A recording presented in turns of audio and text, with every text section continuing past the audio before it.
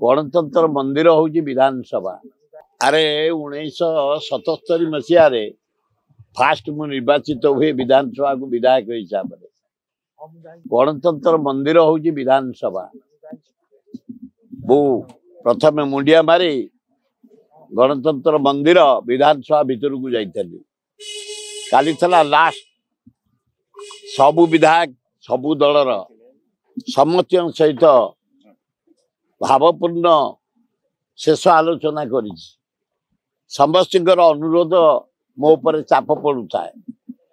मुझे गोटे कथा कही थरे जदि आम घोषणा करूँ बेदरकार मु आउ ठिया हबार नहीं। मो सान पुओ मनमत राउतरा जटनी प्रतिनिधित्व करिवो एवं काली नरसिंह मिश्र मो पर घोषणा कले से भी ठिया हेबे। काली 2 जन कांग्रेस दलरू आम घोषणा करूँ विधानसभा ठिया हेबुनी 2024 रे।